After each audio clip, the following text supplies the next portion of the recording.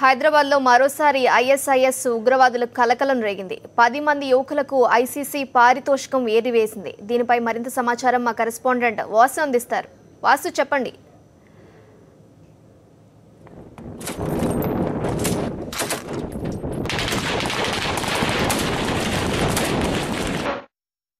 దాదాపు దక్షిణాది ఉత్తరాంధ్ర రాష్ట్రాల నుంచి కూడా పెద్ద ఎత్తున కూడా ఐఎస్ఐఎస్ లో ఈ సినీ కార్యకర్తలకు సంబంధించిన వాళ్ళు పెద్ద ఎత్తున కూడా అధిక మొత్తంలో డబ్బు ఆశ చూపి కూడా ఇటు నుంచి ఏదైతే దుబాయ్ మీదుగా సిరియా తరలించేందుకు గతంలో అనేక సందర్భాల్లో కూడా హైదరాబాద్ నగరంతో పాటు శంషాబాద్ ఎయిర్పోర్ట్ లో పట్టుబడిన సందర్భంలో ఇదే నేపథ్యంలో కూడా రీసెంట్ గా 10 మంది దాదాపు పశ్చిమ బెంగాల్ బార్డర్ దాకా వెళ్లి దాదాపు వెళ్లిపోతున్న నేపథ్యంలో కూడా అక్కడ పోలీసులు పట్టుకొని కూడా హైదరాబాద్ పోలీసులు అప్పగించిన నేపథ్యంలో 10 మంది యువకులకు కూడా కౌన్సిలింగ్ ఇచ్చారు. ఈ 10 మంది యువకులకు సంబంధించి కూడా తల్లిదండ్రులు పిలిపించి కౌన్సిలింగ్ ఇచ్చిన నేపథ్యంలో కూడా వాళ్ళంతా కూడా ప్రస్తుతం వీళ్ళందరి ఆచూకీ కూడా లభ్యం కావట్లేదు. హైదరాబాద్ లో కేవలం ఒకే కుటుంబానికి సంబంధించిన 4 వ్యక్తులు కూడా ఐఎస్ఐఎస్ లో చేరేందుకు కూడా వెళ్తున్న నేపథ్యంలో ఇంటెలిజెన్స్ వర్గాల హెచ్చరికల నేపథ్యంలో కూడా ఆ సమాచారంతో పోలీసులు ప్రస్తుతం వారిని అదుపులోకి తీసుకోవడం జరిగింది. 4 కూడా ప్రస్తుతం పోలీసులు కౌన్సిలింగ్ ఇప్పించి మరొకసారి తల్లిదండ్రులకు అప్పచెప్పినట్టు కూడా తెలుస్తుంది. మిగతా ఏదైతే గతంలో కౌన్సిలింగ్ ఇచ్చినటువంటి 10 మంది యువకులు వెళ్తున్నారో వాళ్ళందరి ఆచూకీ కూడా లభ్యం కావట్లేదన్న నేపథ్యంలో కూడా ఒక్కసారిగా పోలీసు వర్గాలు కూడా ఆందోళన వ్యక్తం అవుతున్నటువంటి పరిస్థితి. మరో రీసెంట్ గా చూసినట్టయితే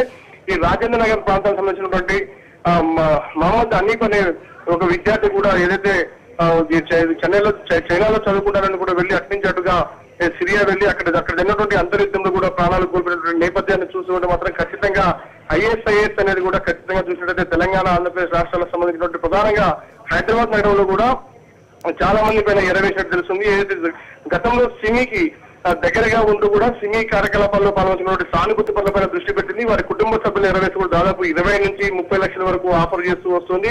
విలాసవంతమైన జీవితంతో పాటు మరొక పెద్ద ఎత్తున జీతాన్ని కూడా ఎరచెప్తూ ఉన్న నేపథ్యం. మరొక ఏదైతే Islamic state of Syria and Iraq, అది సిరియా ఇరాక్ లో ఇస్లామిక్ రాజ్య స్థాపనే ధ్యేయంగా కూడా ఫేస్బుక్, వాట్సాప్ లాంటి సోషల్ నెట్వర్క్ సంస్థల్లో కూడా రెచ్చగొడుతూ కూడా పెద్ద ఎత్తున యువకులందరినీ కూడా యువకులను పెద్ద ఎత్తున కూడా సిరియా వైపుగా తరలించేందుకు కూడా ప్రయత్నాలు సాగిస్తున్న నేపథ్యాన్ని మాత్రం ఇంటెలిజెన్స్ వర్గాలుగా పసిగడుతున్న నేపథ్యంలో కూడా మరొకసారి 4 యువకులు కూడా ఇంటెలిజెన్స్ వర్గాల సమాచారంతో కూడా పోలీసులు తెలుస్తుంది.